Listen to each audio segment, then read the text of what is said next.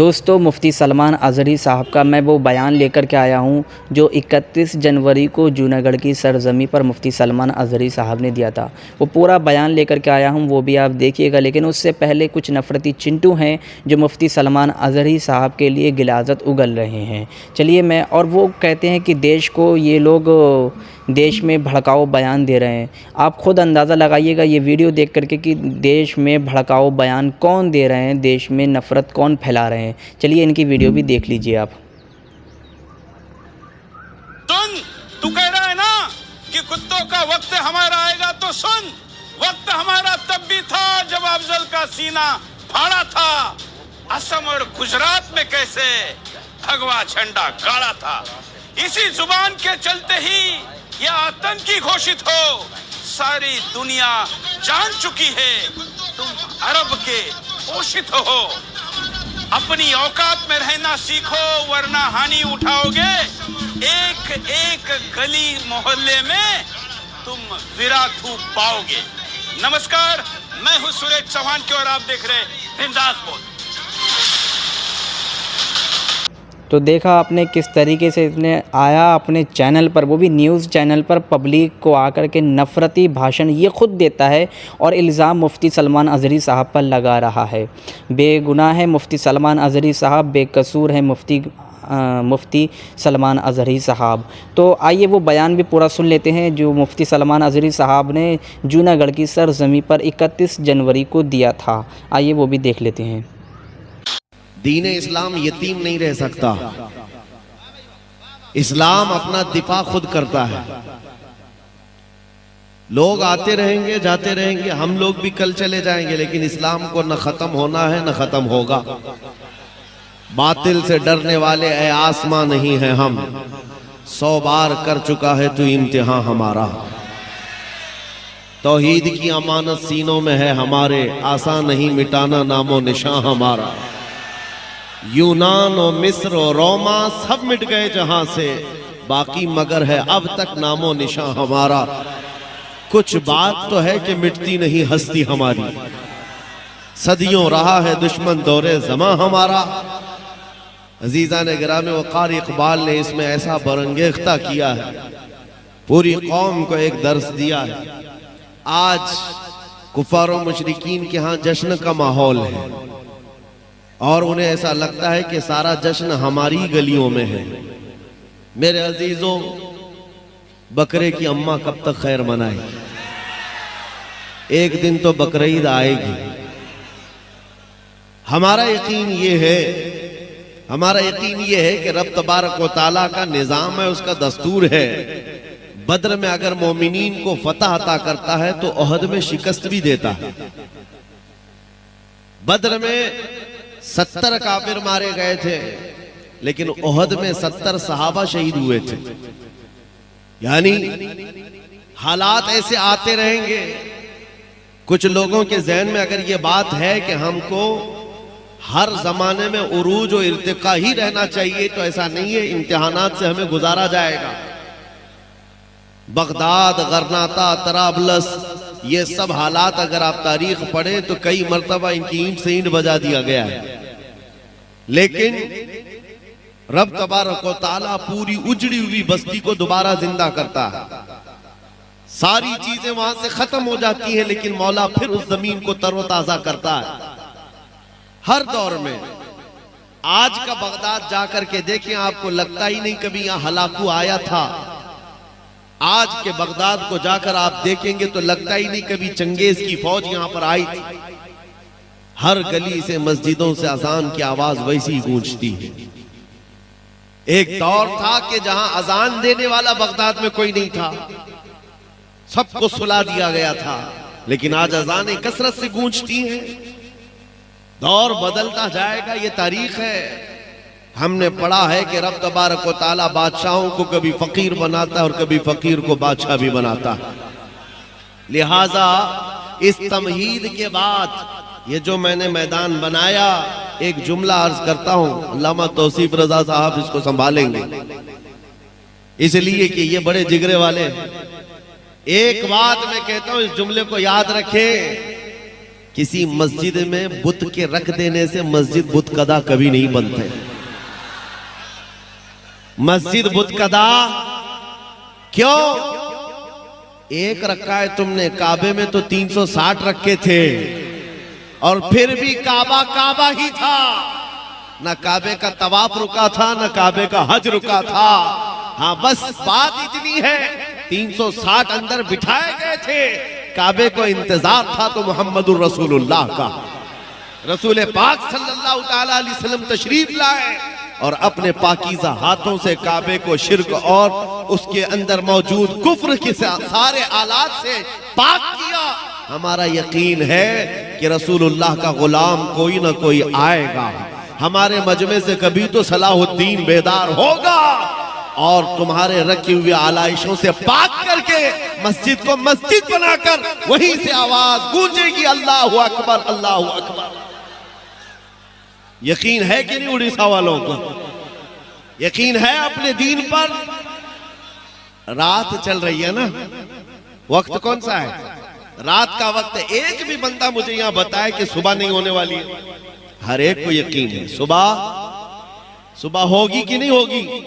जो रब तबारक व तआला अंधेरियों के बाद उजाले लाता है, इसी यकीन के साथ इस जमाने में जियो कि आज उम्मत पर अगर अंधेरियां छाई है तो कल उजाला आएगा। और रब तबारक व तआला इन अंधेरियों से और लगे हुए गहन से साफ फरमाएगा। चांद को भी गहन लगता है ना, और जब चांद को गहन लगता है तो अंधेरा छाता है, चांद साफ नजर नहीं आता, लेकिन वो ज्यादा देर का नहीं होता। गहन जब छट जाता है, चांद अपने आबो ताप के साथ फिर चमकता है। लिहाजा उम्मत मुस्तफा के आज हालात को देख करके बाज लोग यहां नर्वस होते हैं। अब मेरी ड्यूटी इतनी है जलसों में, इसलिए जाता हूं। मेरी ड्यूटी सिर्फ इतनी है कि आपको मैं ये बात बता दूं।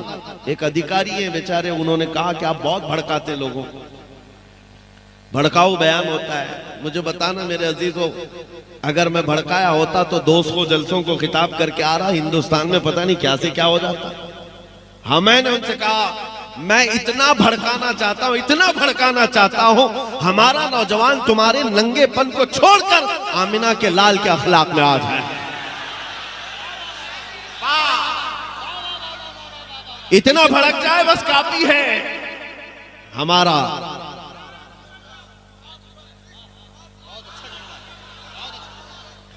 अगर इसको भड़काना कहा जाता है तो हम सुबह शाम भड़काएं, सुबह शाम लोगों को ये बात की तरगीब दें। आ जाओ उस दरबार में जहां पर कोई आया है तो सिद्दीक बनकर निकला है, जिसके कदमों से वाबस्ता होकर खत्ताब का बेटा फारूक आजम बना हो, जिनके दरबार से वाबस्ता होने के बाद अबू तालिब के शहजादे हैदर कर्रार बनते हो। उस दरबार से क्या नहीं मिलता मेरे अजीजों, वहां से क्या नहीं मिलता। बात सिर्फ इतनी है, मैं सिर्फ और सिर्फ मेरी ड्यूटी में बता रहा हूं। ये दौर ऐसा है इब्तिला व आजमाइश का, इम्तिहानों का। देखना अभी कितने इसमें से निकलते हैं और कितने जमे रहते हैं। अल्लाह तबारक व तआला इम्तिहान लेता है। जंगे खंदक में आप तारीख पढ़ेंगे, ये तीसरी बड़ी जंग है इस्लाम में। जंगे खंदक के मौके पर कुफार और मुशरिकीन 12,000 की तादाद में आए थे, जब सहाबा इकराम की तादाद 4,000 से ज्यादा नहीं थी। और महीने भर तक खंदक खोदते रहे। सख्त ठंडियों के दिन थे और फाका कशी ऐसी कि इसी खंदक के खोदने के मौके पर रसूल पाक सल्लल्लाहु अलैहि वसल्लम ने अपने पेट पर पत्थर बांधे थे। और उस वक्त जो मुनाफिकीन थे जो साथ में आए थे, क्योंकि बदर में उन्होंने कामयाबी देखी थी और उसके बाद कुछ जंगों में माले गनीमत उनके हाथ आया था, तो हुजूर के साथ आ गए थे। लेकिन जब ये जंग का मैदान सख्त हो गया, कुफार और मुशरिकीन ज्यादा हो गए, तो क्या कहने लगे कि नहीं नहीं, हमारे घर में औरतें अकेली हैं, हमको जाना पड़ेगा। सूरतुल अहज़ाब में पूरा वाक़या मौजूद है। इज़ यक़ूलुल मुनाफ़िक़ून, यहाँ से आयतें शुरू होती, कहते हैं कि हमारे घर में औरतें तना है, हमको जाना पड़ेगा। एक एक खसकता रहा, एक एक जाता रहा, और जो डटे रहे, जो जमे रहे, वो सहाबी रसूल थे। ऐसा जमे रहे। मुनाफिकीन वहां से छोड़कर जाने लगे। जंग के हालात सख्त से सख्त बनाए गए थे। रब तबारक व तआला फरमाता है हुनालिका बतुलियल मुमिनून व ज़ुलज़िलू ज़िलज़ालन शदीदा। ये वो मकाम था जब मोमिनीन को हिला दिया गया था, हिला दिया गया था।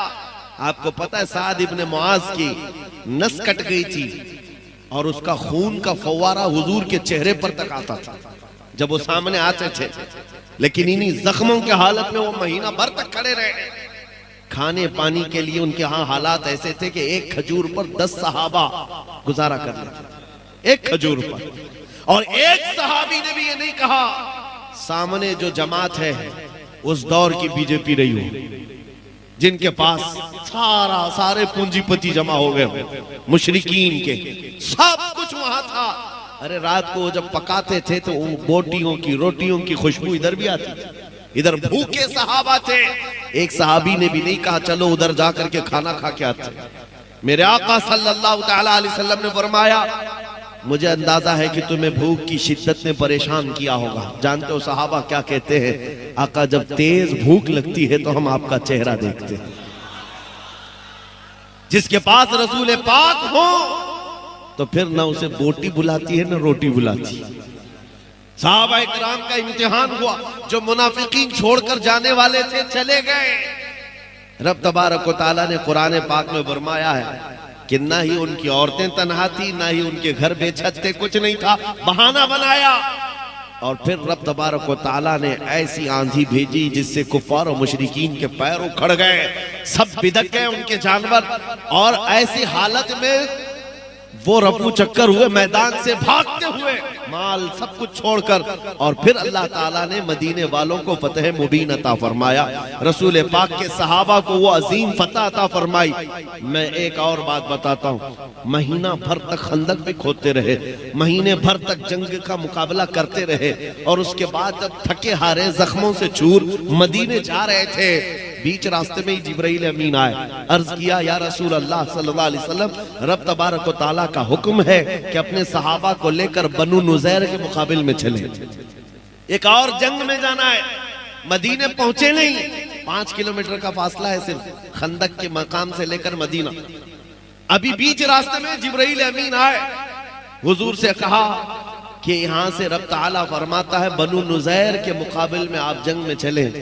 हुजूर पाक सल्लल्लाहु अलैहि वसल्लम रुक गए, सहाबा को देखा जख्मों से चूर चूर हैं, कपड़े फटे हुए हैं, किसका हाथ रस रहा है खून से, किसी का पैर। हज़रत अबू हुरैरा ने इसको बाद में बयान फरमाया है कि सहाबा कहते थे उस वक्त सबके नाखून उखड़ गए थे।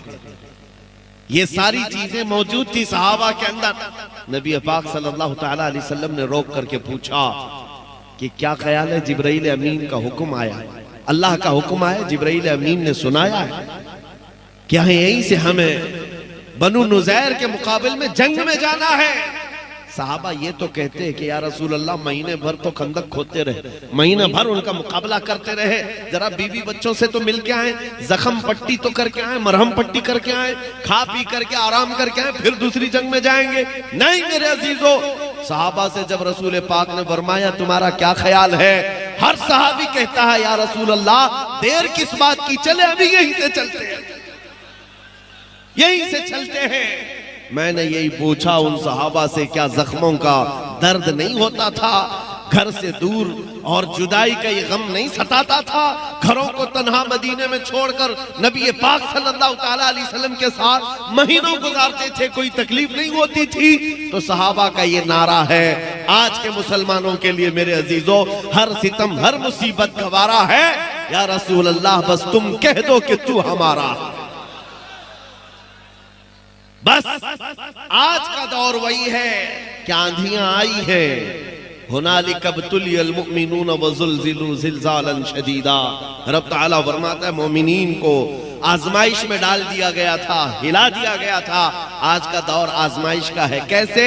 सत्ता, हुकूमत, ताकत उन जालिमों को दिया गया है जो तुम्हारे खून के प्यासे हैं, तुम्हारी मस्जिदों, माबदों, खानकाहों के दुश्मन है। और उनका देख करके जब पावर सब इनके पास है तो बाज जुब्बा टोपी वाले भी उधर निकल गए। याद रखो ये वही मुनाफिकीन है जो हर जमाने में धोखा देते रहे। और रब तबारक व तआला उम्मत की सफाई के लिए कचरे से इसको साफ करने के लिए हालात पैदा फरमाता है। छटेंगे मुनाफिकीन। और अब तुम्हारा शुमार किस में होता है वो देख लेना। हाँ, किसकी जय पुकारते हो, किसका पट्टा गले में डालते हो। हालात इनके हैं, सकता इनकी तरह हमें इनके पास जाना चाहिए। कितने तो ऐसे हैं जो दर बदलू आज इधर से उधर भागे निकले, किधर जहां पावर देखा वहां भागते रहे। हजरत के वो सूबे में तो हाल ये है, जिसकी हुकूमत होती है गाड़ियों पे उसी के झंडे लगते हैं, सब जगह वही पर चलता रहता है। हमने किसी से पूछा कि भाई ये झंडे भी बदल गए, नाम भी बदल गया, क्या बात है? कहा जिसका पावर है, जिसकी हुकूमत है, उसके साथ चलने में फायदा है। ऐ मुसलमानों, मैं कहता हूँ दुनिया ने हमें ये सिखाया है, जिसकी हुकूमत होती है उसके साथ चलने में फायदा है।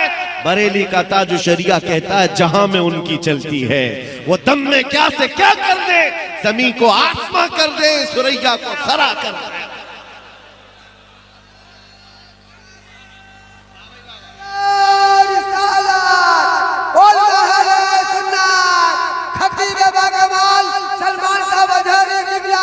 मुझे बताओ ऐ सुन्नियों,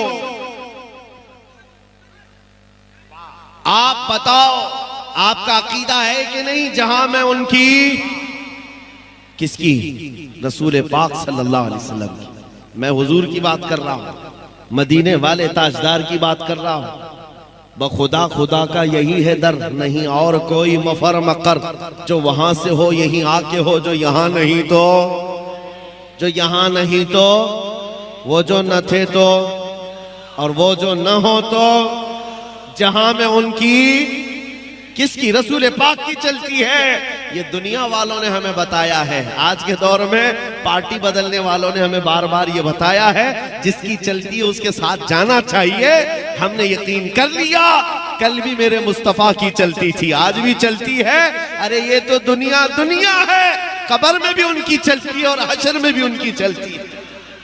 तो उस हुकूमत के साथ न जाए हम जिसकी हशर में भी चलती हो, उस हुकूमत के साथ न जाए हम। आई नई हुकूमत सिक्का नया चलेगा, आलम में रंग बदला सुबह शबे बिलाद। अजीजा ने गिरामी वक़ार, हालात आज के इब्तिला के हैं, आजमाइश के हैं, इम्तिहान के हैं, और जो बदल गए उनके लिए किस्मत वही थी या वो किस्मत को खा गए। और किसी का फजला चाटने के लिए बेचारे अपने ईमान का सौदा कर बैठे, अपना दीन बेच लिया।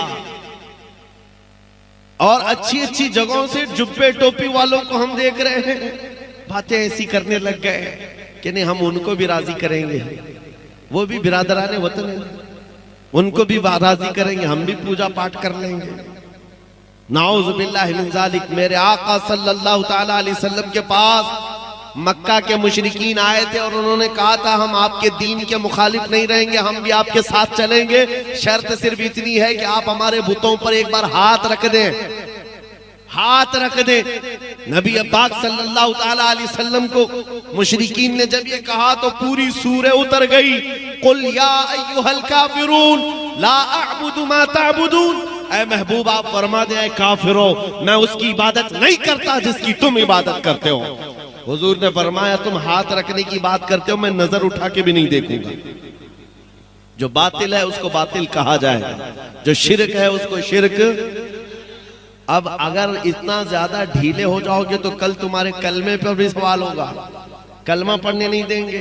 आज ही डिबेट शुरू हो चुके हैं, ला इलाहा इल्लल्लाह का मतलब है कोई खुदा नहीं। ये मुसलमान हमारे खुदाओं का इनकार करते हैं। जालिमो तुम्हें आज तर्जुमा समझ में आया? हम 1400 साल से इनकार ही तो कर रहे हैं। पहले नफी है, बाद में इस बात है।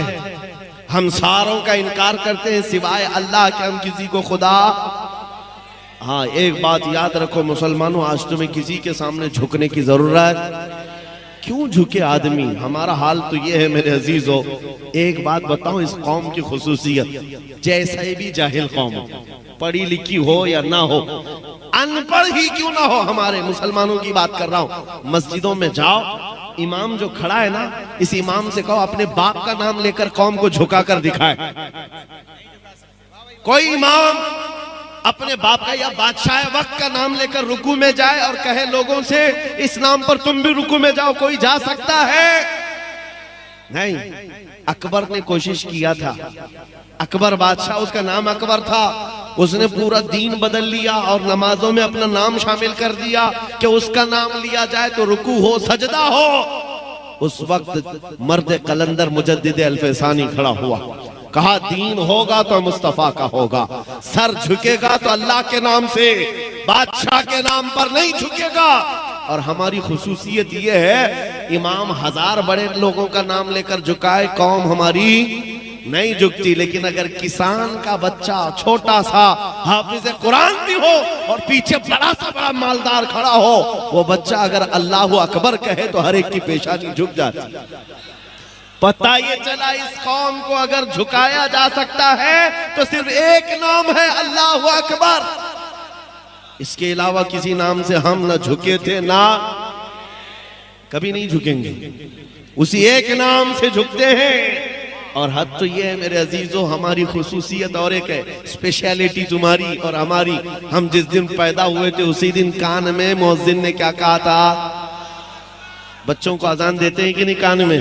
सबसे पहला जुमला जब हम दुनिया में आए थे मौलवी साहब ने कान में पुकार दिया था, अल्लाह हो।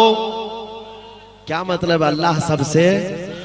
हाँ, जिस दिन पैदा हुए उसी दिन तुम्हें ये अकीदा भी दे दिया गया, अल्लाह सबसे। हाँ, कोई तख्ते वाला, कोई हुकूमत वाला नहीं, अल्लाह सबसे। और उसके बाद जिस दिन हम मरे हैं, जा रहे हैं, हमको हमारे जनाजे में कफना कर ला कर रखते, इमाम हमारे जनाजे पर हाथ उठाकर तकबीर बांधता है, क्या कहता है? अल्लाह हो। वहां पर भी यही है, जा रहे हो दुनिया से यही कहते हुए जाओ, अल्लाह सबसे। आए थे अल्लाह को बड़ा कहते हुए, जा रहे अल्लाह को बड़ा कहते हुए। ये सिर्फ और सिर्फ तुम्हारी स्पेशलिटी है, ये सिर्फ तुम्हारी खुसूसियत है। इसीलिए मुसलमानों, हालात को देखकर घबरा मत जाना। हमारा अकीदा है अल्लाह सबसे बड़ा है, और कुरान में रब ताला फरमाता है ला तहज़न इन्नल्लाह माना।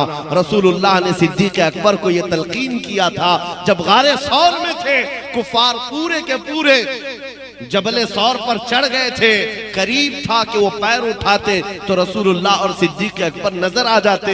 हजरत अबू बकर सिद्दीक का दिल हिल रहा था, अब क्या होगा? सारे मुशरिकीन आ गए, पकड़ेंगे रसूलुल्लाह को ईजा न दे। तब नबी पाक का यकीन देखो, हजरत सिद्दीक़ अकबर के सीने पर हाथ मारा और कहा ला तहज़न इन्नल्लाह माना, घबरा मत, अल्लाह हमारे साथ है, अल्लाह हमारे। जवाब दो मेरे अजीजों, अल्लाह हमारे साथ है या नहीं? हाँ, एक बात और भी बता दूं, हजरत जो फरमा रहे थे और नाज़िम इजलास ने जो कहा, मेरे मुतालिक उनका हुस्न ज़न है, अल्लाह उनको इसका जज़ा अता करे। लेकिन उन्होंने जो कहा कि हम जवाब देते रहते हैं, मेरे अजीजों ये सुन्नते मुस्तफ़ा है, खामोश रहना और रोटियां चबाते रहना इस दौर में, और वो भी कोई आलिम हो तो उसको गूंगा शैतान कहा गया है। जब हालात ऐसे हो, अरे हमारी माँ पर कोई बोले तो हम खामोश नहीं रहते, रसूलुल्लाह की बात है, दीन इस्लाम की बात है। तुम्हारी बीवी की तरफ कोई उंगली उठाए तो तुम आग बगोला होते हो। याद रखो, करोड़ों माओं से ज्यादा हम अपने नबी से मोहब्बत करते हैं। सुनो, जवाब देना जरूरी है और सीख लो मेरे अजीज हो, जहां हो जैसे हो, जवाब अपने अपने हिसाब से देते रहना होगा, हालात जैसे भी हो। लेकिन दिफा इस्लाम का तुम्हारी तरफ से भी होना चाहिए, उलमा की तरफ से भी। और मैंने देखा है अब अल्हम्दुलिल्लाह उलमा की आवाजें आ रही, जगह जगह से आ रही। और इस सिलसिले में अगर मैं बकरा बन करके कत्ल हो जाता हूं तो मुझे इसका डर नहीं है, मैं फांसी पर चढ़ जाता हूं तो मुझे इसका डर नहीं है।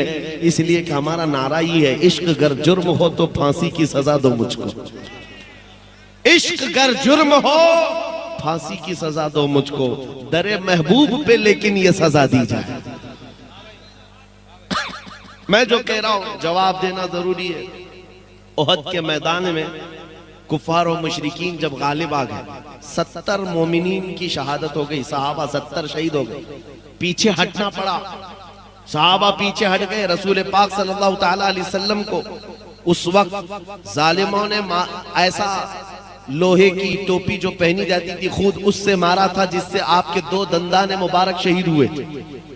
नबी पाक सल्लल्लाहु ताला अलैहि वसल्लम को लेकर सहाबा पहाड़ की एक चोटी पर चले गए, ओहद की पहाड़ की एक चोटी पर। जब सहाबा पीछे गए तो अब मुशरिकीन के जश्न का वक्त था।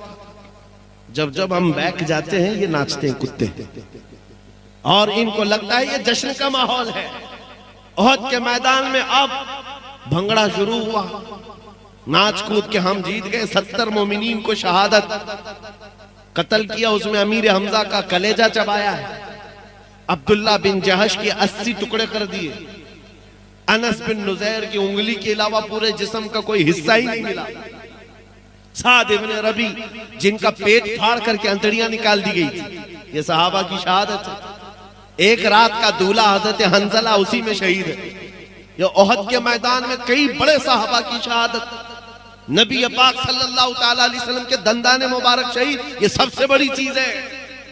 जब सहाबा पीछे हटे तो उधर काफिरों की तरफ से शोर गुल शुरू हुआ और एक अफवाह फैलाई गई कि मोहम्मद सल्लल्लाहु अलैहि वसल्लम का इंतकाल हो गया, शहीद हो गए। अबू सुफियान उस तरफ से आया, काफिरों की तरफ से ऐलान करने लगा, कहां है मोहम्मद, कहां है अबू बकर, कहां है उमर, सब खत्म हो गए। वो जब मैदान में ऐलान होने लगा तो मेरे अजीजों क्या है, आज जो कहते हैं हालात के एतबार से खामोशी बेहतर है।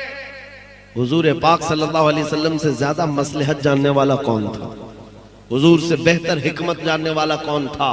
नबी पाक सल्लल्लाहु ताला अलैहि वसल्लम जख्मी हालत में थे, सहाबा जख्मी हालत में थे और पहाड़ की चोटी पर बैठे थे। वहीं से फरमाया इन काफिरों का तो जवाब देना होगा, खामोशी से सुनना नहीं है, जवाब देना होगा। और जवाब देने के लिए मेरे आका ने जानते हो किसको उठाया, उमर इब्न खत्ताब, फारूक आजम को कहा, उमर खड़े हो जाओ, इनका जवाब दो। जब काफिर पुकार रहे थे, कहां है मोहम्मद, कहां है अबू बकर, कहां है उमर, हजरत उमर खड़े हो गए, कहा, अबू सुफियान सुन, ये है मोहम्मद, ये है अबू बकर, ये है उमर, जिंदा भी है और तेरी आंख में गड़ते भी रहेंगे। रसूल पाक सल्लल्लाहु अलैहि वसल्लम बाहयात है, सिद्दीक अकबर बाहयात है, उमर भी बाहयात है, कोई मरे नहीं है। अबू सुफियान हक्का बक्का रह गए। और उसके बाद अब देखो नारे क्या लग रहे थे, उअल हुबुल उअल हुबुल ला उज़्ज़ा लकुम, ये अरबी की बातें हैं, नारे इधर से भी उधर से भी होते हैं ना। हाँ, उस वक्त मुशरिकीन ओहद के मैदान में पुकारने लगे, लना उज़्ज़ा वला उज़्ज़ा लकुम, हमारे लिए इज्जत देने वाली देवी है, तुम्हारे पास कोई देवी नहीं। उज़्ज़ा उनकी देवी का नाम था। हाँ, उनके यहाँ खुदाओं में मुज़क्कर भी होते, मुअन्नस भी होते, दोनों होते हैं। मर्द खुदा भी होता है, औरत खुदा भी होती है, गॉड और गॉडेस होता है। उज़्ज़ा उनकी देवी का नाम था। वो अबू सुफियान कहने लगा, हमारे पास तो उज़्ज़ा है जो इज्जत देने वाली है, तुम्हारे पास कुछ नहीं। हुजूर ने फरमाया, उमर जवाब दो, जवाब दो। हजरत उमर ने कहा, अल्लाहु मौलाना वला मौला लकुम, अल्लाह हमारा मददगार है, तुम्हारा कोई नहीं। जवाब बराबर बराबर का चल रहा था तो अबू सुफियान खामोश। उसके बाद आखिर में कहने लगा, कोई बात नहीं उमर, तुम लोग जिंदा हो लेकिन बदला बराबर हो गया। बद्र के मैदान में हमारे 70 तुमने मारे थे, ओहद के मैदान में 70 हमने तुम्हारे मारे, बराबर बराबर हो गया। कमाल का जवाब दिया हज़रत उमर ने, कमाल का जवाब है। अबू सुफियान कहने लगा, बराबर बराबर हो गया, तुमने 70 हमारे मारे थे, हमने 70 तुम्हारे मारे हैं, जंग बराबर हो गई। हजरत उमर जलाल में कहते हैं, ओ अबू सुफियान, कौन सी बराबरी की बात कर रहा है, 70 तुम्हारे और 70 हमारे मारे गए तो क्या बराबरी है? हरगिज़ नहीं, तुम्हारे जो मरे हैं वो दोज़ख में हैं, हमारे जो मरे हैं वो जन्नत में हैं। नारे तकबीर, नारे रिसालत, अज़मते मज़हबे इस्लाम, मुबल्लिगे मसलके आला हज़रत। मेरे अजीजों, यहां पर वजाहत के साथ एक बात ये भी कह दूं, ये अबू सुफियान के उस वक्त के हालात है जो जमाने कुफ्र में थे, लेकिन बाद में वो दामन इस्लाम से वाबस्ता हुए और रसूलुल्लाह के सहाबी हुए। हम उनकी शान में अदना बराबर भी तौहीन न कर सकते हैं और न बर्दाश्त कर सकते हैं। एक बात याद रखें, सैयदना अबू सुफियान रज़ियल्लाहु ताला अन्हु, लेकिन हालत कुफ्र के हालात थे, जब मुकाबिल में चीजें आई तो तारीख में जो चीज रकम है वो बयान की जाती है। उहद के मैदान में जो जंग का पासा पलटा है वो भी किसकी वजह से? खालिद बिन वलीद की वजह से। जब वो उनकी तरफ से सिपह सालार बन करके आए थे और उहद के मैदान का पासा ही पलट दिया, लेकिन जब हुजूर पाक सल्लल्लाहु अलैहि वसल्लम के दामन से वाबस्ता हुए तो सैफुल्लाहिल मसलूल बन गए रदी अल्लाह ताला अन्हु। अजीजा ने गिरामी वक़ार, मैं यहाँ जो बात अर्ज कर रहा हूँ ये है, बराबरी कभी नहीं हो सकती, बराबरी कभी नहीं हो सकती। मैं ज्यादा देर गुफ्तगू नहीं करूंगा, बस मैं तुम्हारे जोश को गर्म रखना चाहता हूँ। नर्वस नहीं होना गज्जा के हालात देख करके, फिलिस्तीन के हालात देख करके। रोना किसको नहीं आता? हर एक को आता है, रोना सबको आता है, लेकिन इसका मतलब ये नहीं है कि अब दीन इस्लाम खत्म हो जाएगा ना, हरगिज नहीं। हमारे मर जाने और हमारे कत्ल हो जाने का नाम इस्लाम का खत्म नहीं है। और चंद दिनों पहले एक नौजवान नर्वस था, मायूस था। क्यों? सोशल मीडिया पर कुत्तों ने उनको मैसेज करना शुरू कर दिया इधर से उधर, ये देखो यहाँ तुम्हारे इतने मारे जाते हैं, तुम्हारे इतने मारे जाते हैं, तुम्हारे साथ भी अगर ऐसा होता है तो क्या जवाब दोगे? सुनो, क्या जवाब दोगे? हम तो ये कहते हैं हमारा खुदा सच्चा, यकीन है कि नहीं? हमारा नबी, हमारा इस्लाम और कुरान, अल्लाह की जात सच्ची, नबी की जात सच्ची, कुरान सच्चा, इस्लाम सच्चा, ये हमारा दावा है। तब इन जालिमों की तरफ से ये बात आती है कि तुम्हारा जब सब ठीक है, सब अच्छा, सब सच्चा, तो सबसे ज्यादा तुम्हारे क्यों मारे जाते हैं?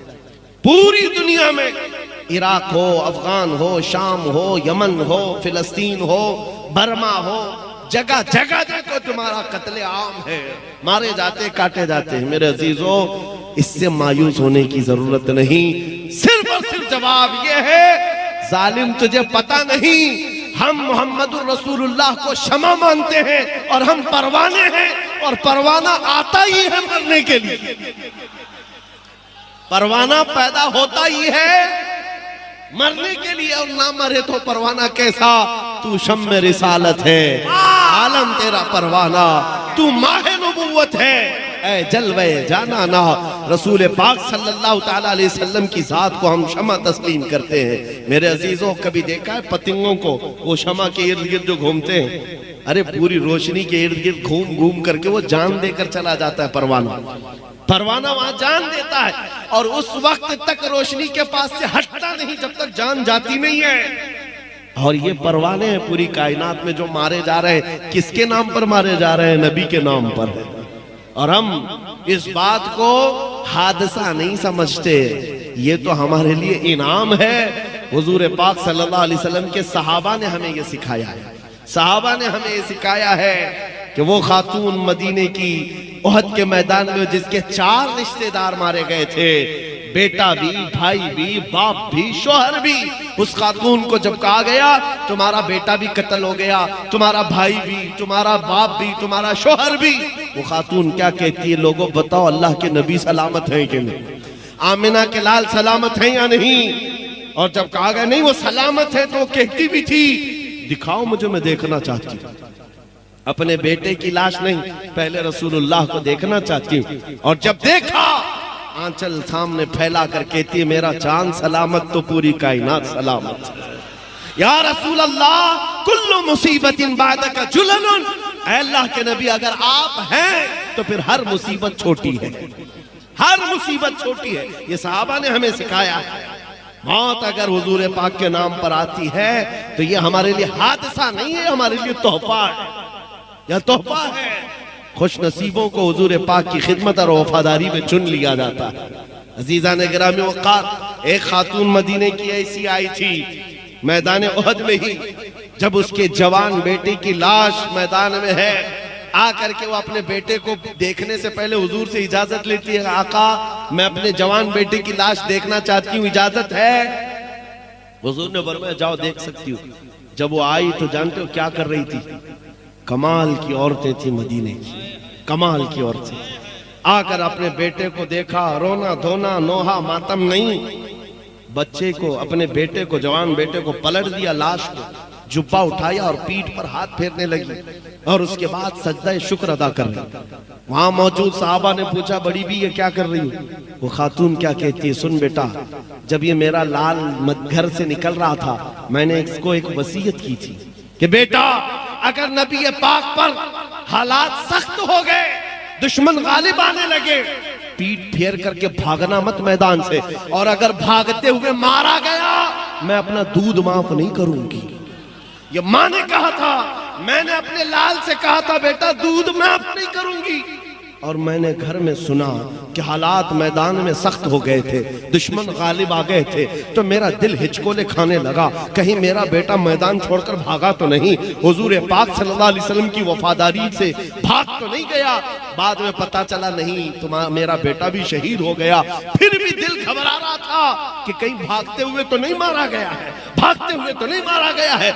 मैं आकर मदीने से दौड़ते हुए सिर्फ इसलिए अपने बेटे की लाश को पलटकर पीठ को हाथ फेरते हुए देख रही थी कि कहीं पीछे से तीरों से मार खाकर मरा तो नहीं है। फिर मैंने सजदे शुक्र इसलिए अदा किया कि मेरे बेटे की पीठ पर एक भी तीर का निशान नहीं है, जो निशान खाया है सीने पर जख्म खा करके इंतकाल किया।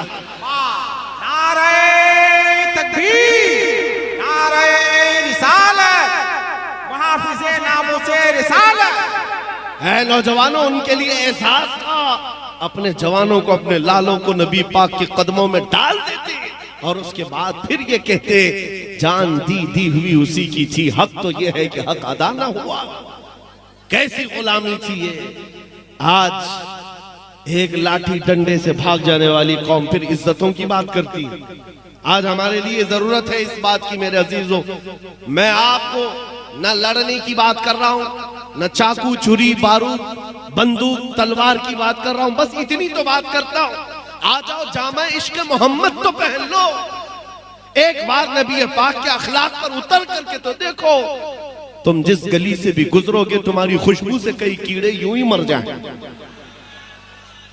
हाँ, मुकाबले की जरूरत ना पेश आए, तुम्हारा चलना फिरना कई लोगों की मौत का सबब बन जाए। दुश्मनों को उंगली उठाने तो दूर की बात है, नजर उठाकर देखने की हिम्मत ना हो। हमने देखा है 100 साल पहले जामा इश्क मोहम्मद पहनकर बरेली की सरजमीन से जब इमाम अहमद रजा कलम उठाए थे, उसकी खुशबू 100 साल बाद आज तक महसूस की जाती है। यहाँ तो खुशबू महसूस की जाती है, लेकिन नजदीक किलों के अंदर आज भी जलजला महसूस किया जाता है। उस आला हजरत के कलम ने क्या जलजला पैदा किया था, क्या जलजला पैदा किया था। क्यों मेरे अजीजो, आला हजरत कौन सी फौज बनाए थे, कौन सी फौज, कहाँ लेकर के निकले थे, किस मैदान में आए थे। आप तारीख पढ़ करके बताओ, वो बरेली की सरजमीन पर अपनी खानकाह में बैठ करके जिहाद कर रहे थे कलम से। इसका मतलब ये है मेरे अजीजों, हुजूर पाक का दिफा करने के लिए सिर्फ तलवार ही की जरूरत नहीं। अल्लाह करीम हालात जमाना के एतबार से तुम्हें जो ताकत अता किया है उस ताकत से दिफा करो। जुबान है तो जुबान से, कलम है तो कलम से, अखलाक है तो अखलाक से दिफा करो। दिफा हर मैदान में कर सकते हो और उसका असर होगा। आप क्या समझते हैं असर नहीं होता? जो लोग ये समझते हैं ना, पहले भी हम बच्चे थे, खाम ख्याली थी, हमारे एक के जाने से क्या होगा। नक्कार खाने में तोते की आवाज कोई माना नहीं रखती, ये मशहूर मुहावरा है। जहाँ बड़े बड़े ढोल बज रहे हो वहां तोता पुकारे तो कहां जा आए, लेकिन ये मुहावरा उल्टा है। कैसे भी बड़े ढोल बज रहे हो, तोता अगर इखलास से पुकारे तो उसी की आवाज गूंजती, उसी की आवाज गूंजती है। 2 साल पहले जिस पाखंडी को हमने पुकारा था, वो कोई 50,000 का मजमा नहीं था, वो कोई बहुत बड़ी कॉन्फ्रेंस नहीं थी, वो कोई बहुत बड़े मीडिया प्लेटफॉर्म से नहीं पुकारा गया था। एक मस्जिद थी, सामने 50 लोग बैठे होंगे, लेकिन दर्द के साथ जब पुकारा, सटीक निशाना सीधे उसी कुत्ते तक पहुंचा।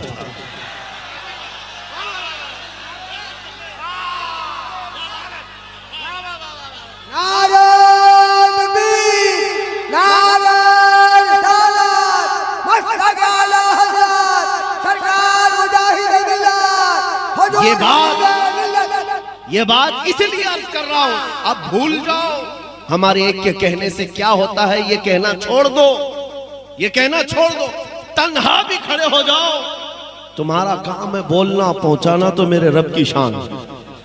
हमने देखा है पूरे सिर्फ हिंदुस्तान ही नहीं, पूरे आलम इस्लाम में ये आवाज। मैं तो साल भर के बाद हज के लिए गया था, और हज करके जब वापस में अपने बाल मुड़ा रहा था, हलक करवा रहा था, तो जो हजाम हमारे बाल मुड़ा रहे थे वो आगे से पीछे से देखा, और उसके बाद कहा, आप सलमान अजहरी है ना? मैंने कहा हाँ है। तो सामने खड़े हो गए, कहा वो दिन कैसे थे, हम रात भर मक्का में रहकर सोते नहीं थे कि सुबह आपका कौन सा पैगाम आने वाला है, हम देख रहे थे। उसके बाद एक वाकया ये, मैं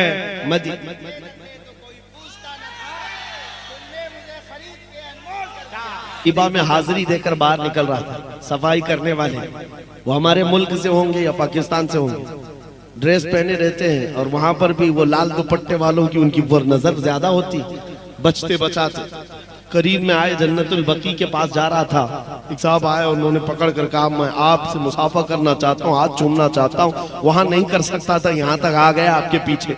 मैंने कहा ठीक है मिल लेते हैं, मुसाफा किया। उसके बाद उन्होंने कहा, रमजानुल मुबारक के दिन थे जब आप हिंदुस्तान में बैठकर ऐलान कर रहे थे और कोरोना के सख्त लॉकडाउन चल रहे थे, मस्जिद नबवी में लोगों का आना जाना बंद था, हम सफाई के लिए अंदर जाते थे और दिल इतना बेकरार होता। रात को जब आप वहां से कुछ ऐलान कर रहे होते, मैं मोबाइल चालू करता और हुजूर के कदमों में जाकर यूं रखता था और कहता था कि ऐ अल्लाह के नबी, इस बंदे पर आप तवज्जो फरमाते।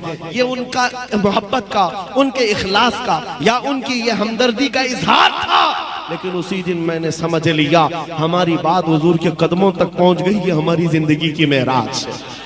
अगर हुजूर पाक सल्लल्लाहु ताला अलैहि वसल्लम तक ये बात पहुंच रही है और पहुंची ना होती तो ये मदद का हाल होता भी नहीं, ये हालात होते भी नहीं। यह उनका करम है, वरना मुझ में तो ऐसी बात नहीं। अजीज़ान गिरामी वक़ार, मैं तुम्हें ये बात के लिए सारी चीजें बता रहा हूं, मैं अपनी तारीफ करना या बड़ाई मारने का कायल नहीं हूं। सिर्फ इसीलिए कह रहा हूं, ये कहना भूल जाओ कि मेरे एक से क्या होता है, ये सब भूल जाओ। उलमा के लिए भी हमारे चाहने से क्या होता है, कुछ नहीं, अल्लाह के चाहने से हो तो होता है। रब तबारक व तआला जब चाहे जिसकी आवाज जहां पहुंचाना है वो पहुंचाता है। अरे मियां, आप तो इंसान हैं, आप तो हुजूर पाक के आशिक हैं, उम्मत हैं। बगदाद में ततारियों ने जब हमला किया था, पूरे मुसलमानों को ऐसा मजलूम, ऐसा जुल्म किया था कि बेड़ियों में बांध करके बादशाह के सामने लाकर खड़ा किया। और जानते, एक पादरी को ला करके गुस्ताखी कराई जाती थी, हुजूर के शान में गालियां दिलाई जाती थी। एक मुसलमान भी खड़ा होने की ताकत नहीं रखता, सबकी जंजीरें बंधी थी। उन हालात में कौन था जो नबी पाक की इज्जत की दिफा कर रहा था? फतहुल बारी, अल्लामा इब्न हजर अस्कलानी फतहुल बारी के मुसन्निफ, उन्होंने ये वाकया बयान किया है। ततारियों के दरबार में बादशाह का एक कुत्ता था पाला हुआ, और सोने की जंजीर से बंधा रहता था। ट्रेंड कुत्ता है, आवारा नहीं, बादशाह का कुत्ता था। पादरी जैसी गुस्ताखी करने लगा, कुत्ता वहीं से भौंकने लगा। लोगों ने कहा, देख तेरी बातें उसे अच्छी नहीं लग रही, भौंक रहा है। पादरी ने कहा, उसे क्या समझ आती है कि मैं क्या कह रहा हूं? फिर वो हुजूर की शान में तौहीन कर रहा था, कुत्ता फिर भौंकने लगा। लोगों ने फिर कहा, नहीं तेरी ही बयान पर भौंक रहा है। उसने कहा, नहीं मेरे बयान पर नहीं भौंक रहा है, वो ऐसी ही है। सिपाहियों ने कहा, वो पागल कुत्ता नहीं, बादशाह का कुत्ता है, यूं ही किसी पे भौंकता नहीं। वही ईसाई पादरी फिर जब हर्जा सराई शुरू किया तीसरी बार, तारीख गवाह है मेरे अजीजों, वो कुत्ता जंजीर तोड़कर निकला और ऐसा निकला कि दम सदन में उस ईसाई पादरी की छाती पर चढ़कर चीर करके टुकड़े कर दिया और उसको दम सदन में खत्म कर दिया। उस कुत्ते की हैबत पूरे दरबार में तारी थी। कोई उसे छूने की हिम्मत नहीं कर रहा था, कोई पकड़ने की हिम्मत नहीं कर रहा था। बादशाह भी खड़ा हो गया, सब खड़े हो गए। और उस वक्त तारीख में मौजूद है, इस वाक़े को देखकर 10,000 ततारियों ने इस्लाम कबूल कर लिया था। 10,000 ततारियों ने इस्लाम कबूल कर लिया। और इसीलिए हम कहते हैं मेरे अजीजों, दिफा करना है, खड़े हो जाओ, कोई मसला नहीं, अल्लाह की मदद आएगी। मुझे बगदाद शरीफ में हमारे पड़ोसी मुल्क के एक साहब है, मौलाना साहब है, उन्होंने कहा था आप इतना बोल रहे हैं, आपके मुल्क में यहाँ के हालात तो हम सुनते रहते हैं बड़े सख्त हैं, या मॉब लिंचिंग, मारे जाते हैं, सारे ऐसे वैसे हालात हैं, फिर आप कैसे बोलते हैं? हमने उनसे कहा था आपसे ज्यादा हम आजाद हैं अल्हम्दुलिल्लाह। वजह यह है कि हम नबी पाक सल्लल्लाहु ताला अलैहि वसल्लम के वो कुत्ते हैं जिसको आला हजरत ने कहा था क्यों दबे जिस पे हिमायत का हो पंजा तेरा, क्यों दबे जिस पे हिमायत का हो पंजा तेरा, शेर को खतरे में लाता नहीं कुत्ता तेरा। सगे तैबा सब मुझे कह कर के पुकारे बेदम, यही रखियो मेरी पहचान मदीने वाले। अजीज़ान गिरामी वक़ार, मेरी इस तकरीर का खुलासा अगर आपको समझना है तो वो ये है, अपना तारुफ, अपना इंट्रोडक्शन अब ये मालदारी से, मनसब से और घर बार से, जायदाद से छोड़ दो। फख्र करना है तो हुजूर की निस्बत पर फख्र करो, हुजूर की निस्बत पर, उनकी इज्जत पर फख्र करो। आजार कोई तुमसे ये कहे, और मीडिया में दज्जाली मीडिया बैठ करके जितना भी भौंके कि तुम्हारे हालात बड़े बदतर हो गए। अभी अभी मैं देख रहा था कांग्रेस का एक बड़ा लीडर है, वो कह रहा था दलित समाज से भी ज्यादा गए गुजरे हैं मुसलमानों के हालात। सही कहते होंगे तुम, एजुकेशन में और बहुत सारी चीजों में वो अपना एनालाइज बताते हैं कि ये बहुत ज्यादा बैकवर्ड है, बहुत ज्यादा टूटे हुए हैं, बिखरे हुए हैं। हमें पता है, ये बार बार हमें बताते हैं, लेकिन उसके बावजूद हमें ये भी पता है कि हमारा नाम तुम्हारे लिए कितना ज्यादा अहमियत रखता है। ये टूटी बिखरी हुई कौम को 24 घंटे तुम्हारा दज्जाली मीडिया भौंक भौंक करके क्यों बताता है? रोटी हमारे नाम से चलती है, दुकान तुम्हारी हमारे नाम से चलती है। बल्कि आज तो हालात ऐसे हैं, इन कीड़ों में से किसी को हीरो बनना है तो हमारा नाम लेना पड़ता है। दीन इस्लाम पर कुछ बोल दे, हुजूर की जात पर कुछ बोल दे तो वो हीरो बनने की कोशिश करता है। अरे जालिमो, तुम अपना कुछ तारुफ कराते अपने ही दीन से, तुम्हें हीरो बनने के लिए भी इस्लाम का सहारा लेना पड़ता है। इस्लाम पर उंगली उठाते हैं तो इनको लगता है कि हम हीरो बन जाएंगे अपनी कौम। अजीज़ान गिरामी वक़ार, आज तक अल्हम्दुलिल्लाह ये हमारा खासा है, हम किसी और पर बोल करके कभी हीरो नहीं बनते, हुजूर की बात करते हैं और हर दिल पे राज करते हैं। हमारे पास कमी किस बात की है? अरे हुजूर के अखलाक और हुजूर का तारुफ और हुजूर की तारीफ करने पर लग जाए तो वक्त का मुजद्दिद भी ये कहता है, हैरान हूं मेरे शाह मैं क्या क्या कहूं तुझे, लेकिन रजा ने खत्म सुखन इस पे कर दिया, खालिक का बंदा खल्क का आका कहूं तुझे। क्या कम है हमारे पास बयान करने के लिए? उन्वान इतने, मवाद इतने। मैं मिस्र में एक खतीब को जानता हूं, नाबीना है, पैदाइशी नाबीना, और एक सिलसिला दंदराबिया वहां पर होता है, वो सूफिया इकराम का सिलसिला है। मस्जिद में हम कभी जुमा में जाते थे, वो खतीब जो बयान करते हैं हकीकत मोहम्मदिया पर, अल्लामा साहब मैं कह रहा हूँ, वो बयान कर रहे थे, 2010 की बात कर रहा हूँ, और उनका बयान दिल पर लिखत तारी करता था हुजूर की शान में जब बयान करते। मैंने जुमा के बाद उनसे मुसाफा किया और उनसे कहा कि आप इस उन्वान पर कितना बेहतरीन खिताब करते हैं। उन्होंने कहा पिछले 12 साल से मैं इसी उन्वान पर गुफ्तगू कर रहा हूं, अभी तक इस मौजू से हटा नहीं। पिछले 12 साल से हर जुमा एक ही मौजू है और हर जुमा वो अलग उन्वान है। और उन्होंने कहा कि मैंने कसम खाई है जब तक मेरी जुबान चलती रहेगी इसी उन्वान पर बोलूंगा, हुजूर के अखलाक पर, हुजूर की हकीकत मोहम्मदिया उनका मौजू है। मेरे अजीजों, ये तो एक मिसाल में बता रहा हूँ, कहां कहां कितने बड़े बड़े आए। सादी शिराजी ने कहा था बलगल उला भी कमालिही कशफत दुजा भी जमालिही हसनत जमीउ खिसालिही सल्लू अलैहि व आलिही। हाफिज शिराजी ने कहा था या साहिबल जमाली व या सय्यिदल बशर मिन वजहिकल मुनीर लक़द नुब्बिरल क़मर ला युमकिनु सनाउ कमा काना हक़्क़ुहु बादस खुदा बुजुर्ग तुई किस्सा मुख्तसर। और शरफुद्दीन बुसीरी ने कहा था मुहम्मदुन सय्यिदुल कौनैनि वस्सक़लैनि वल फ़रीक़ैनि मिन अरबि व मिन अजमी हुवल हबीबुल लज़ी तुरजा शफ़ाअतुहु लिकुल्लि हौलिन मिनल अहवालि मुक़्तहिमी। या रब्बि बिल मुस्तफ़ा बल्लिग़ मक़ासिदना वग़फ़िर लना मा मज़ा या वासिअल करमी। 170 अशार लिख डाले, 170 अशार हुजूर पाक के अखलाक में। फिर भी दावा ये नहीं था कि मैंने पूरा बयान कर दिया है, हर एक का आखिर में यही कहना था या रसूल अल्लाह तेरे औसाफ के अबवाब में से एक बाब भी मुकम्मल ना हो सका। हमारे पास कमी किस बात की है? आपके लिए भी मैं कहता हूं फख्र करना हो तो किस बात पर? नाम मुस्तफा पर। इसके बाद आप फख्र करेंगे हुजूर की गुलामी पर। हुजूर की गुलामी पर फख्र है आपको? अगर दुनिया आपको कहती है मोहम्मद का गुलाम तो बुरा लगेगा कि अच्छा? अरे अच्छा क्या, हमारी जिंदगी की मेराज है। हम तो कुत्ता कहलाना चाहते हैं, मैं गुलाम की बात कह रहा हूं। दुनिया अगर कहे हुजूर का गुलाम, मोहम्मद अरबी का गुलाम, एतराज है कोई? नहीं है तो हुजूर का खुल के गुलामी करो ना। फिर गुलाम कहे कोई तो आपको एतराज नहीं, तो आओ खुल के गुलामी करो, छुप करके गुलामी नहीं। इश्क हो तो इजहार भी होना चाहिए। इश्क हो हुजूर से तो इजहार भी होना चाहिए। ये दाढ़ियां चिलाकर, टोपियां छुपाकर, यहूदियों और ईसाइयों के लिबास पहनकर, ये कौन सी गुलामी की बात है? हुजूर की गुलामी है तो खुलकर गुलामी करो। दुनिया को चोटी रखने में शर्म नहीं आती, मुझे दाढ़ी रखने में क्यों शर्म है? हकीकत है या नहीं? अरे मेरे अजीजों, वो चड्डी पहन करके घूमे, शर्म नहीं आती, हमें हुजूर के अखलाक पर क्यों शर्म आए? हम आमिना के लाल के अखलाक पर क्यों हया करें? इसलिए कि हमारा अकीदा यह है कि पूरी कायनात में सबसे ज्यादा हसीन कोई चेहरा है तो आमिना के लाल का। अकीदा है कि नहीं है? यकीन है कि नहीं है? हुजूर से ज्यादा किसका जमाल है? फिर आपसे मैं यही कहता हूं, जब आपका सब ये मानना है, सब आपका ईकान यही कहता है हुजूर से बढ़कर कोई नहीं, तो फिर उनके कदमों को छोड़कर कहीं और क्यों जाए?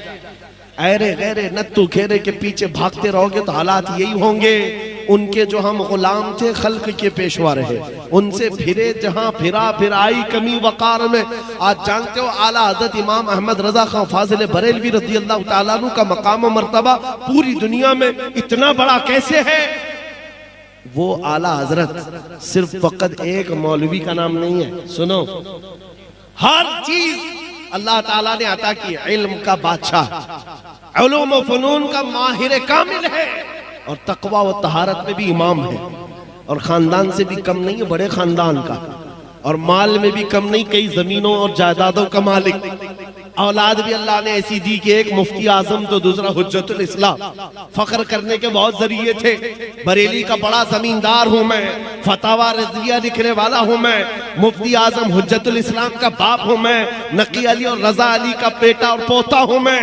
इन सारी बातों पर इमाम अहमद रजा को फख्र करते हुए कभी नहीं देखोगे।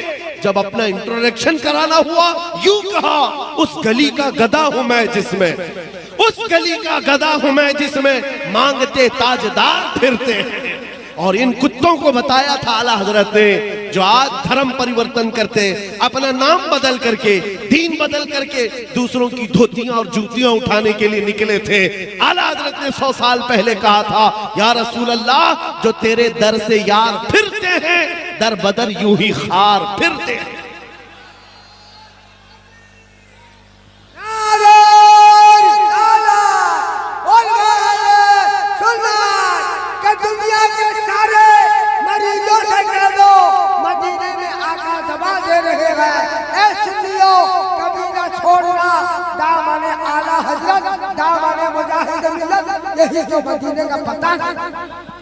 अज़ीज़ान गिरामी वक़ार, मैं आखिरी चंद बातें आपके सामने रखता हूँ। उड़ीसा के हालात नहीं बल्कि पूरे हिंदुस्तान बल्कि पूरी दुनिया के हालात भी जैसे, आपको इस बात का मैंने यकीन दिला दिया। आप परवाने हो कि नहीं हो? हुजूर के परवाने हैं ना। और हुजूर पाक सल्लल्लाहु ताला अलैहि वसल्लम के अलावा किसी और की गुलामी का पट्टा कोई डालने ना पाए तुम्हारे गर्दन। इतनी बात याद रखना, आवारा बन करके मत घूमना कि कोई भी अपना पट्टा डाल करके तुम्हें ले जाए। इसलिए कि जो आवारा होता है उसको म्युनिसिपैलिटी वाले उठा के ले जाते हैं। हाँ, और जो पट्टे वाला होता है उसको आला हजरत कहते हैं, इस निशानी के जो सग है नहीं मारे जाते। हश्र तक मेरे गले में रहे पट्टा तेरा। हाँ, पट्टा रहना चाहिए लेकिन ऐसे वैसे का नहीं, दोपहर में नीला, शाम में लाल, फिर दूसरे दिन हरा नहीं। एक पट्टा पड़ा है, किसी की जय विजय क्यों पुकारे, क्या गरज हमको, हमें काफी है सैयद अपना नारा। या रसूल अल्लाह, हमें काफी है सैयद अपना नारा। इस बात पर जमे रहो, डटे रहो, और वक्त अच्छा आने वाला है मेरे अजीजों। क्योंकि हम भविष्यवाणी तो करते नहीं। कुछ लोग ये कहते हैं, कुछ लोगों को ये सुनने का तो हर जगह शौक है, अल्लाह साहब को भी शौक है। हाँ, भविष्यवाणी तो हम करते नहीं है, हाँ, और ना ही हम वो छोटे दज्जाल की तरह चिट्ठियां निकाल के दिखाते। चिट्ठियां निकालने वाले नहीं, माइंड प्रोग्रामिंग, माइंड रीडिंग कर करके सामने वाले की सब चीजें बताएं। अरे मियाँ उनसे कहो पहले ये बता दो पाकिस्तान इंडिया से क्या करने वाला है, चाइना क्या करने वाला है। यहाँ ये एक आदमी की चिट्ठी बता रहे हो, पूरा मुल्क जब खतरे में हो तुम्हारी चिट्ठी क्यों नहीं निकलती? और सारे हॉस्पिटल बंद कराओ, चिट्ठियों से चलेंगे, सारे सब चिट्ठियों से चले। मैं आपसे कहता हूं हम चिट्ठियों वाले नहीं। तुम्हारी चिट्ठी झूठी हो सकती है, मदीने के ताजदार का कौल गलत नहीं हो सकता, मेरे आका का फरमान गलत नहीं हो सकता। जमीन टल सकती है, आसमान टल सकता है, मुस्तफा का कौल और फरमान कभी नहीं टल सकता। सुनो, मेरे आका ने फरमाया उस वक्त तक कयामत नहीं आएगी जब तक हर घर से ला इलाहा इल्लल्लाह की आवाज ना आए। अगरचे काफिरों को बात बुरी लगती हो, मेरे आका ने फरमाया हर घर से हर फर्द की आवाज आएगी, ला इलाहा इल्लल्लाह ये आवाज आएगी। वो इमाम मेहदी का दौर होगा, वो आएगा वक्त। इसी को शायर ने जो कहा था, कुछ देर की खामोशी है फिर शोर आएगा। आज कुत्तों का वक्त है, कल हमारा दौर आएगा। लब्बैक या रसूल अल्लाह, लब्बैक या रसूल अल्लाह। दोस्तों, देखा आपने ये वीडियो, और वीडियो अगर पसंद आए तो इसे लाइक करके आगे शेयर ज़रूर करें, ताकि लोगों को समझ आ जाए ये वो बयान है जिसके चलते ये बड़ा बवाल पेश आया। मगर उसमें से एक छोटी सी क्लिप निकाल करके उनको बदनाम करना चाहें तो ऐसा नहीं हो सकता। मुफ्ती सलमान अज़हरी बेकसूर हैं और हम यही कहते रहेंगे।